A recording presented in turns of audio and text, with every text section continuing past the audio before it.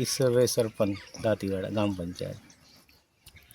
મારા ગામની અંદર જે ગોળી છૂટી છે પોલીસની, SRPની, BSFની, ગામને કોઈ ખેડૂતનું નુકસાન ના થાય તે જાણે કાયદેસર વ્યવસ્થા કરવી. કાયદેસર વ્યવસ્થા કરી ખેડૂતોને જાનહાનિ માણસ નુકસાન થાય એ મારી ના થવું જોઈએ. એના માટે કોઈ કાયદેસર વ્યવસ્થા બીજી કે અન્ય જગ્યાએ કરવી. આ ગોળીઓને કારણે કેવું નુકસાન થાય છે? ગોળીઓને કારણે પશુને નુકસાન થાય છે, છોકરીને નુકસાન થાય છે, અને અમુક તામે ખેડૂત હોય એમને કદાચ લાગી જાય તો નુકસાન ભરપાઈ કોણ કરશે?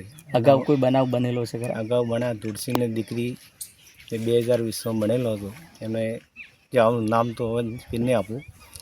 એ સરકારશ્રીને મારે વિનંતી કરવામાં આવે છે કે આવી આ ફાયરિંગ રેન્જ છે ત્યાંથી ગોળી ન છૂટવી જોઈએ, કાયદેસર કાર્યવાહી કરવી જોઈએ અને ગામની અંદર કોઈ નુકસાન ના પહોંચે ઢોરને, બાળકોને, પશુઓને અને આપણે વ્યક્તિ અમુક ખેડૂત છે, ગરીબ લોકો હોય છે, એટલે માટે એટલે અમુક ફરતા હોય કદાચ ફાયરિંગ ગોળી છૂટી જાય, કદાચ નુકસાન થાય, એના માટે કાયદેસર કાર્યવાહી એ લોકોને કરવી જોઈએ.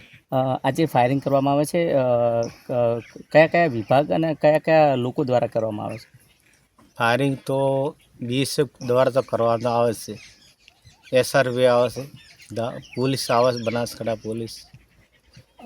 આજે ફાયરિંગ કરવામાં આવે છે, આ ફાયરિંગની જે ગોળીઓ ખેડૂતોના ખેતર સુધી આવે છે, એમના ઘરોના મકાનના પતરા સુધી આવે છે, તો આ બંધ કરવા અને કંઈક અલગથી વ્યવસ્થા કરવા માટે પોલીસને કોઈ રજૂઆત કરેલ છે ખરા? આપણે રજૂઆત કરશું. ફાયરિંગની ગોળી જે આવે છે તો આપણે BSF રેન્જ છે જ, BSF દાંતીવાડા, BSF રેન્જ છે જ. પોલીસને બીજે કોઈ વ્યવસ્થા બીજે કોઈ વ્યવસ્થા કરવી જોઈએ. જે અહીંયા શું છે કારણ પેલા અમે પરમ દિવસે આવ્યા ત્યાં કે BSFની ગોળી આવતી નથી, અન્ય જગ્યાની ગોળી આવે છે. એ બીજા વ્યવસ્થા કરે ને, SRP BSF બીજા વ્યવસ્થા. વાઘેલા વિમલસિંહ સુરસી.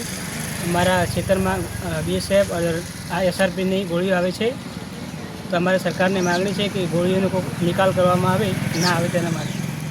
કયા પ્રકારનો ડર રહે છે? ડર ગોળીઓ કોઈ લાગી જાય, કોઈને પશુઓને, કોઈ ઇન્સાનને, પછી કોઈ પતરા શેડ હોય તેમાં જ આવે એના માટે. શું કહેશો, આ કેટલા સમયથી ગોળીઓ ત્યાં ખેતરમાં આવે છે? 2020માં અમારા કાકાને છોકરીને ગોળી વાગી હતી, એને સરકારે પણ વળતર આપેલું છે, પણ તોય પણ ગોળીઓ હજી પણ આવે છે. આ બંધ કરવા અને કંઈક અલગથી વ્યવસ્થા કરવા કોઈ રજૂઆત કરેલ છે ખરા?